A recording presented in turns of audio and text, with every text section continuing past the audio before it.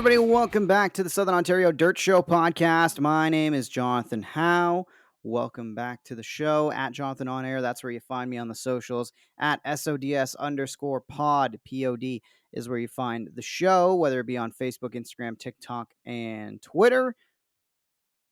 This show, of course, is brought to you by Vansicle Pet Value and Lundy's Lane Pet Value.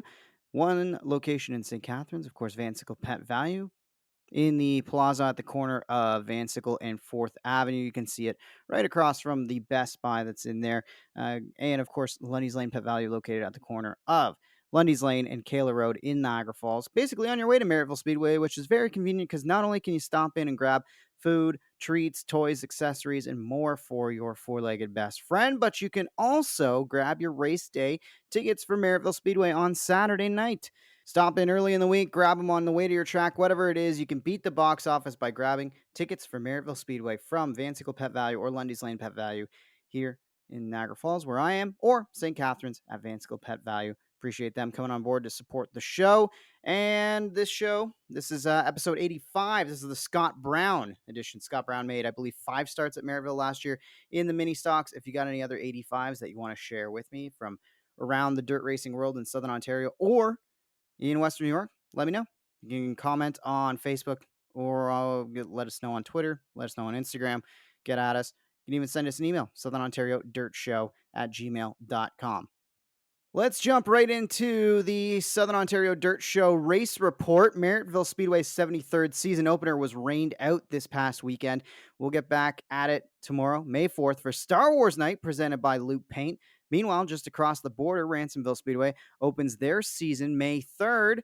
Tonight, as of right now, weather's a little gray where I'm at in Niagara Falls, but I just saw a photo from Ransomville Speedway. Still looks nice and clear and sunny there. Hopefully they will get their show in. We're going to have track announcer Stephen Petty join the show later on to tee up the season ahead and see how some of the Canadian contingent will stack up on Friday nights throughout 2024. Meanwhile, Ohsweken Speedway has canceled tonight's test and tune night due to weather. The May 3rd session was the first of 2 scheduled practice nights ahead of the opening night, Friday, May 17th, when AIM Recycling and Cadman Equipment present the 27th season opener. In the world of touring modifieds, Weather also claimed the win in the High Bank Hold-Up 60 from Fulton Speedway. The race was rescheduled to June 19th. The season for the Dirt Car 358 Modified Series will now begin June 2nd at Glenridge Motorsports Park for the Mohawk Valley Showdown. Tyler Corcoran grabbed the win this past week at Can-Am, where the Dirt Car Sportsman Series North Region opened their tour. Multiple Ontario drivers scored top 10s, including friend of the show, Jessica Power, who finished 4th. Shane Pecor was 5th, and Brennan Moore was 10th. Weather has wreaked havoc on big-time sprint car racing. The World of Outlaws were able to get their show in Jacksonville, Illinois in this past Wednesday. David Gravel grabbed the win in the Hy-Vee Perks 40 over some guy named Kyle Larson, who led 29 laps. Michael Kofoid, Carson Macedo, Corey Day round out your top 5 there. The high-limit sprint cars are in action tonight and tomorrow night at Lakeside Speedway for the Heartland of America Showdown. Again, that's May 3rd, May 4th, if you're listening at a later date. They were supposed to be at 81 Speedway this past Wednesday, May 1st, but that event was canceled due to impending weather. That's your race report for this week. If there are any other series, tracks, or drivers you think I should be covering in the race report, please reach out at SODS_pod on Facebook, Instagram, Twitter, or TikTok, or shoot over an email at southernontariodirtshow@gmail.com. All right, so not a lot going on in the race report. Did want to give a couple shout outs. First and foremost, if you are a fan of the Friday Beers account, or maybe you've seen somebody share posts from Friday Beers, they usually have some kind of classic photo of either a celebrity or an athlete captioned with this kind of fancy white font that says Friday Beers on it. Well, we now have a dirt version of that. It's called Dirt Beers. You can find it at on Instagram at dirt.beers, dirt.beers. And it's just classic photos of, current sprint car drivers, modified drivers, late model guys with different captions. I'm looking at a photo of Donnie Schatz right now in his in-car with his helmet on, and it says Don on it. It's pretty funny. You're probably going to want to share some of those photos if you like that style of photo, or maybe you've never seen anything like it and you'll enjoy it now. So check it out. Also, if you follow us on TikTok, and soon to be, this video will also be up on our Instagram and other social medias shortly, you can see a video of me breaking down all things that went wrong at Maryville Speedway for the Southern Ontario Sprints in their opening. I don't even want to call it the opening lap event because it was a pace lap. But yes, I did a full on video breakdown. You can see that up on our socials at SODS_pod. Check it out. Let me know what you think. Let me know what your thoughts on the videos are. Do you want to see more breakdowns like that? What did I miss? Anything like that. For me, I did all that work, did all that video, did some zooming in and everything else, and I still don't have a clear answer as to who is responsible for what went wrong. I mean, seems like there's a breakdown of communication and breakdown in a lot of areas on that opening incident. Shout out to my pal Aaron for supplying video for that, and for Joe Obertine, who's been doing a great job on using his drone to capture footage from Merrittville Speedway as well, and posting it up on YouTube. That's where I grabbed the two clips that I broke down for. I mentioned earlier Stephen Petty going to join the show. He was he kind of took me under my wing. He kind of helped me get my start announcing at Merrittville Speedway. He was my co-announcer the first year I started back in 2019. And, now he's the voice of Ransomville Speedway, still has been for the last few seasons. And I feel like he's going to have a pretty good insight as to how some of the Canadians are going to stack up heading over on Friday nights, who's the ones that we need to watch. And he'll give us some championship predictions as well along the way. And of course, I had to ask him about Lindy Ruff coming back to the Sabres because we're both Sabres guys as well. We'll get to that interview now on the Southern Ontario Dirt Show podcast. Folks from Van Sickle Pet Value and PV on the Lane aren't just fans of your favorite four-legged friends, they are race fans too. That's why Jeff and Rhonda Riley, as well as their staff, have teamed up with Merrittville Speedway to make your race day experience more convenient. Race fans can now pick up tickets for race nights while grabbing the highest quality food, treats, toys, and accessories for their pets from the St. Catharines and Niagara Falls locations. Beat the box office and the crowds. Their support of local racing doesn't just stop with you, the race fan. Catch the Van Sickle Pet Value PV on the Lane 4 cylinders racing at Merrittville Speedway throughout the 2024 season. Check out Van Sickle Pet Value across from Best Buy and Walmart on 4th Avenue in St. Catharines, and PV on the Lane at the corner of Kayla Road and Lundy's Lane, Highway 20. And joining me on this edition of the Southern Ontario Dirt Show podcast, my old co-host at Merrittville Speedway and the voice of Ransomville Speedway, Stephen Petty. Stephen, good to have you back on the show ahead of your season getting going here very shortly. Very shortly, we open up the gates for the 66th time this coming Friday night, May 3rd. So we're excited for another big year at the Big R. Yeah, it is going to be a big year. Big year. You got a lot of big nights. One that I'm circling myself, June 28th, when the BRP modified tour comes through.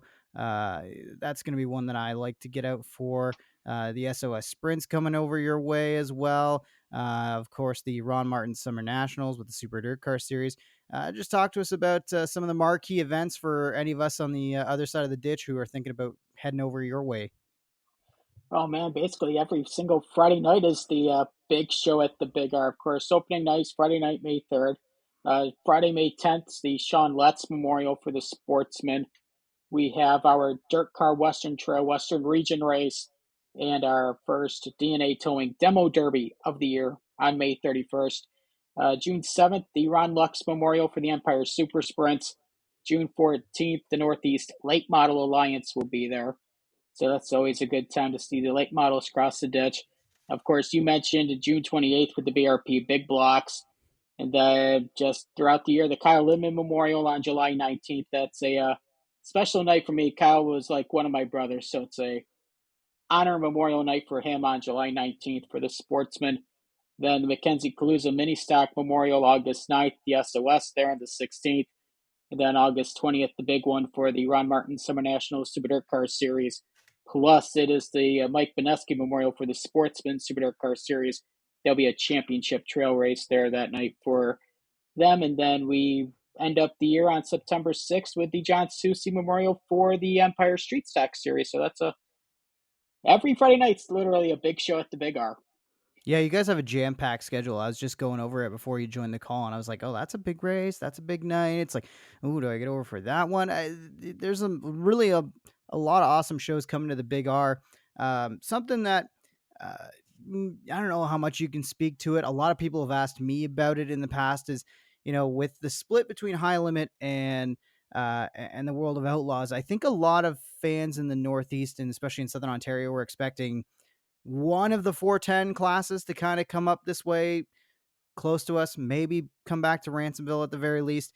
And it didn't happen this year, but I don't know if you heard any rumors of it. Do you have any faith that we're going to see 410s close to us between our two tracks? I mean, I know the situation here in Southern Ontario at Maryville and Oshweekon, and I know who has been looking into it and how much the numbers are going to be and everything like that. Can you speak to anything that you've heard maybe around the Big R or any of the tracks out your way?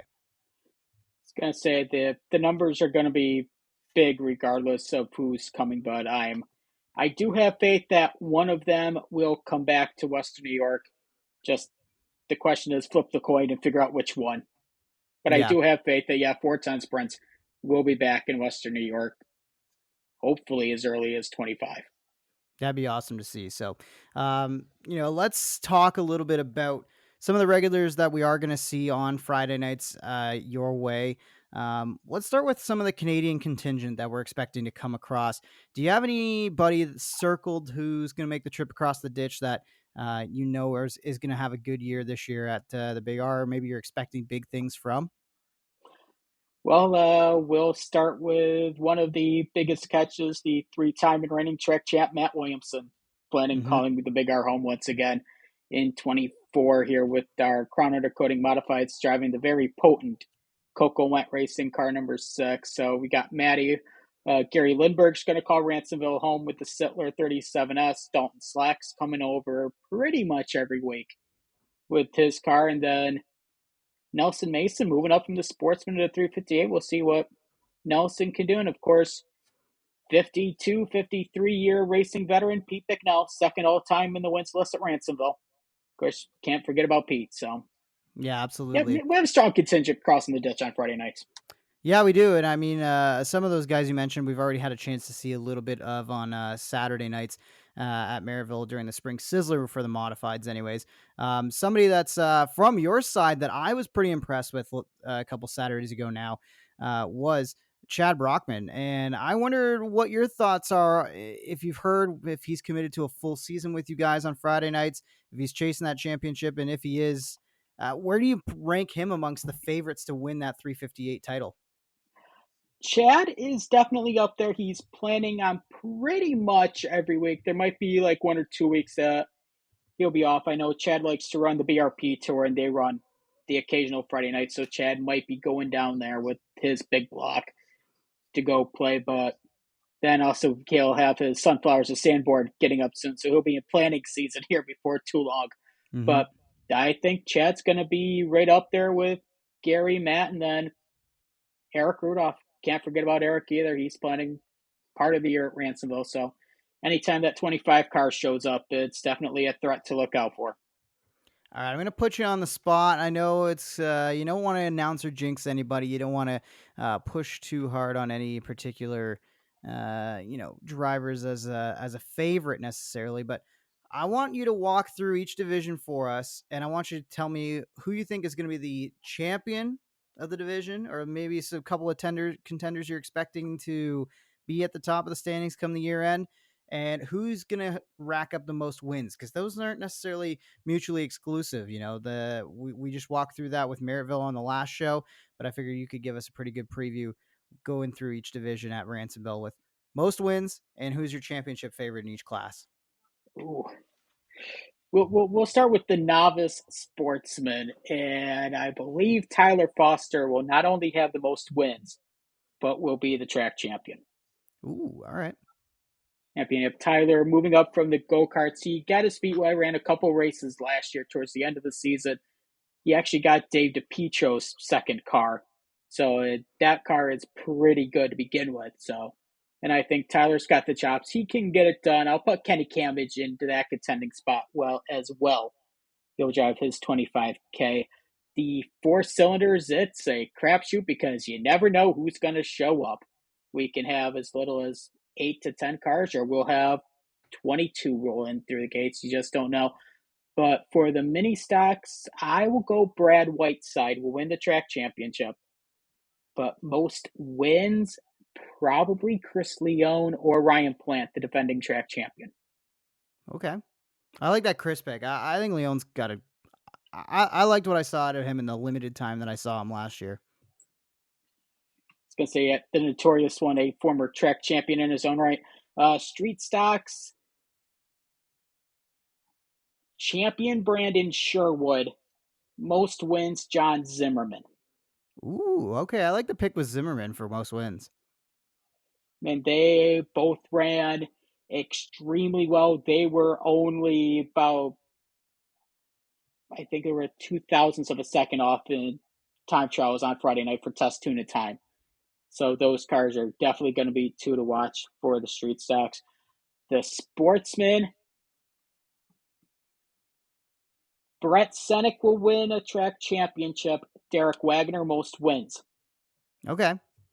I feel like In Brett's a little 20, bit of a safe pick. I'm not gonna a lie, but little. Well, I could go safe and go Cody McPherson. that's I could true throw too. Cody. I could throw Cody in there too. But the thing is with Ransomville and the sportsman division, and I've even said it even when I was an outsig with you at Merrittville. If you can race Ransomville and win at Ransomville, you can win anywhere. And that Friday night field of Ransomville sportsmen are some of the best in the business, hands down. So you mentioned, you can win if you win there, you can win anywhere. Something I'm noticing, especially kind of trending over the last few weeks, is it seems like there's going to be a real youth movement in the sportsmen over on our side at Maryville on a Saturday nights. What's the field looking like for you guys? Obviously, you guys have the novice sportsman class, which really helps out a lot of those newcomers be able to get their feet wet in their own kind of race on a Friday night, as opposed to getting thrown in there with the big dogs. But what are you expecting from the sportsmen as a full field? Are you guys seeing kind of the similar youth movement that we're experiencing on the other side? We are. We have several of our graduates from the novice last year moving up to the full blowns. You have Abby Castile moving up, Jacqueline Nettleton, a couple of our go karting graduates and track champs. They're moving up into the full blowns. And then Noah Mammill's going to come run Ransomville pretty much every week. Noah's a couple of years younger than us, recently engaged, by the way. So there's the shout out and prop to Noah. Yep. Congrats to him. And let's see who else is running sportsman. Oh, Nigel Pendakoski. He's calling Hmm. Ransomville home on Friday night. Said he looked very good in test two in the time. So he'll be right up there. Plus Sheldon Gardner, who's about our age as well, running sportsman this year, driving the number 9 car that's crewed by Scott Kerwin and Bubby Pollock. It is, if you know how cagey veteran Scotty Kerwin was behind the wheel of a race car, that car is very sharp and very fast. So yeah, the youth movement is here, and it's here to stay. Yeah, I'm loving what I'm seeing from that sportsman class on both sides. I'm glad to hear that. I know, like Nigel, I expected to see on Saturday nights. Didn't know if he was running Fridays, so good to hear that he's going over there. Noah, obviously, it's awesome to see. Um, I want to finish off your championship and your win predictions here. So we've got the modifieds left for you guys. Ooh. And I saved this one for last because it's the toughest one because Maddie's been the dominant shoe the last couple of years. I think that will continue, and I think Matt will get his 4th straight track championship. But I think his brother-in-law is going to be right up there as well. Yeah. So you don't count out Gary, of course. Mentioned Chad Brockman, mentioned Pete, but also I'll throw Noah Walker and Jesse Cotras at you for strong contenders for a top 5 points run. I really liked what I saw out of Noah. He came and raced with us a couple Saturdays ago during the Spring Sizzler, and I really liked what I saw out of Walker. I really thought, you know, Friday nights, I expect him. He could slip into victory lane once, twice. I mean, I think the biggest thing is seeing how the handicapping is all going to shake out. Right? I mentioned it early in the night and early in the season preview that I had that the first couple weeks when everything's kind of heads up, straight up.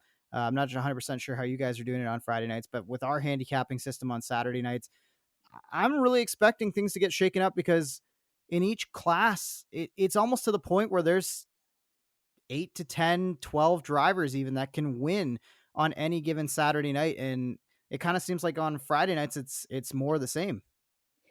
it's more of the same. I know we're doing the first couple weeks. Well, Friday night, our front row is set by test tune and time.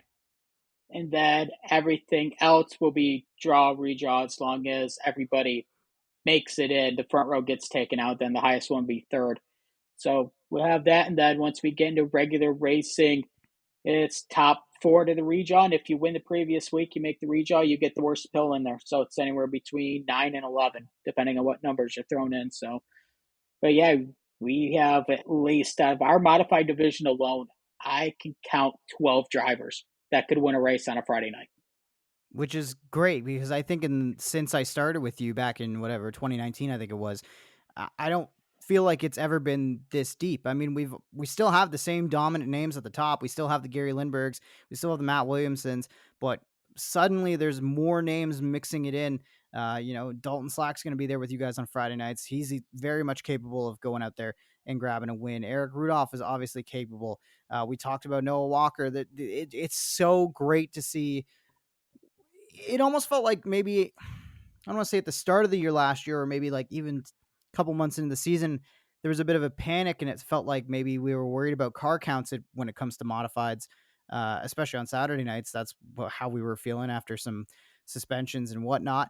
But it suddenly feels like the tide has completely shifted the other way, and we've got, we're looking at 23 cars, I think, at regularly competing on Saturday nights for us. So I'm sure the field's pretty much similar in terms of numbers for you guys.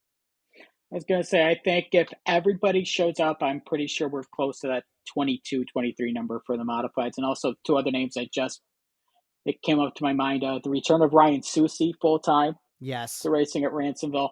And Ryan's no slouch behind the wheel of his race car. We'll throw in Greg Martin and also Phil Vigneri, who got the pole for Friday night. And Phil is a pretty good shoe in his own right. So don't count out those guys as well. So it is very hard to predict anything that happens at Ransomville because you just never know it. You've been there, you've announced with me over there. You just never know what's going to happen as soon as the green flag drops. Yeah, for sure. So I wanted to ask you what you saw on Friday night, not necessarily in terms of car performance, but what you saw from the racetrack itself. And, obviously through the summer as we get different weather and things, age throughout the year. What are you seeing, though, from Ransomville early on? What kind of racing are you expecting, and what can fans expect to see if they're coming out maybe in the first month or so from Ransomville? If track condition is like what it was this past Friday night for test tuna time, it was smooth as glass, top to bottom, just a little bit of a cushion started to build up. It was tacky, it was fast, and hopefully that's the way it's going to be for the first month and a half of this season. But of course, we know Western New York, Southern Ontario weather, over the summer, it's going to end up dry slick most nights. But, as long as the track still has moisture in it, it'll be 2 lane, possibly 3, depending on who wants to test the waters and go dance with the moat. And they'll be fun, fast, and exciting on Friday nights at the Big R. So come on out. I like it. I'll get you out of here in two more questions. First, I gotta know, because we're both Sabres guys, what's your thoughts and feelings on Lindy Ruff coming back? I gotta talk a little hockey, Sabres hockey with you. I was going to say, well, it's better than the prerogative of the other team that plays over there. But no, I love the hire for Lindy bringing back. He's bringing accountability back to the team, and that's one thing that Donnie Granado really didn't do in his time in Buffalo. But we'll see what Lindy can do with this group of young guys. So hopefully he'll get us back into shape a little bit. I'm excited about it too, buddy. I'm ready for it to be September already. I don't even care who's winning the cup this year. Get me right back to September and training camp. All right. I'll get you out of here on this one. I feel like I asked you maybe the last time I had you on, but if not, I'm going to ask it again anyways for the 2024 edition. If somebody out here listening is on the Canadian side of the ditch, and they're going to come over to Ransomville just one time this year, what's the race night they got to come out for? Oh, man. Put you on the Oh, spot. man, you got me. But no, honestly, Eddie Opom, but if I were to pick one, come on out for the night of the Summer Nationals and the Mike Benesky Memorial for the Sportsman. Last year we had 40 modifieds and we had 45 sportsmen rolling through the pit area that night at Ransomville. So come on out, and it's just a good time. It don't matter when you come out on a Friday night, but come on out and enjoy the Friday night big show at the Big R. Absolutely. All right, Steven, I appreciate you taking some time to join me this week on the podcast. Thanks for the preview of Ransomville. I cannot wait to get over there as a fan. And who knows, if you're feeling lonely in the booth over there and you need me to come over, don't hesitate. I'll be happy to have you come over, and likewise on my side. Sounds good, sir. I know. Definitely planning Victoria Day Monday to come over and see you guys. Might come over before then, but Victoria Day Monday, definitely I'll come over there and say hi, maybe pop on a microphone a time or two. Absolutely. We'd love to have you, buddy. There Sounds he good, is. buddy. Stephen Patty joining me from Ransomville Speedway to break down all things Ransomville ahead of their schedule and kickoff of their season this coming Friday night. And the checkered is out on another episode of the Southern Ontario Dirt Show presented by Ohsweken Speedway and Bicknell Racing Products. Like what you hear, rate, review, and subscribe wherever you get your podcasts. Connect with us on Facebook at Southern Ontario Dirt Show or find us on Instagram, Twitter, and TikTok at SODS_pod. Have a question for the show? Email us, southernontariodirtshow@gmail.com. Thanks for supporting local racing in Southern Ontario, and we'll see you at the track.